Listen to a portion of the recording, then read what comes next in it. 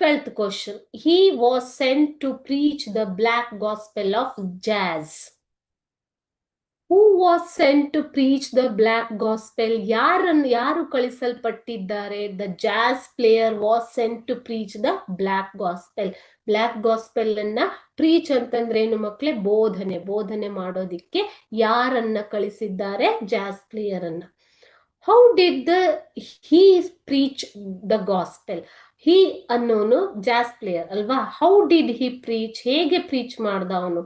he preached the gospel through his music. ಆತನ ಸಂಗೀತದ ಮೂಲಕ, by playing saxophone ಅನ್ನ ಪ್ಲೇ ಮಾಡುವ ಮೂಲಕ ಆತ ಗಾಸ್ಪೆಲ್ ಅನ್ನ ಪ್ರೀಚ್ ಮಾಡಿದ್ದಾನೆ.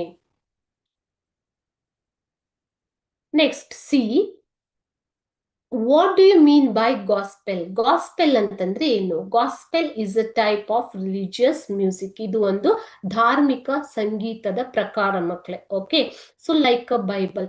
Gospel tells about the God's message, God's ಸಂದೇಶವನ್ನ ಹೇಳುವಂಥದ್ದು ಅಂತ ಹೇಳ್ತಾರೆ. ಓಕೆ, ಸೊ ಇದನ್ನ ನೀವು ಸುವಾರ್ತೆ ಅಂತ ಕೂಡ, ದೇವರ ವಾರ್ತೆ ಅಂತ ಕೂಡ ಹೇಳ್ಬೋದು.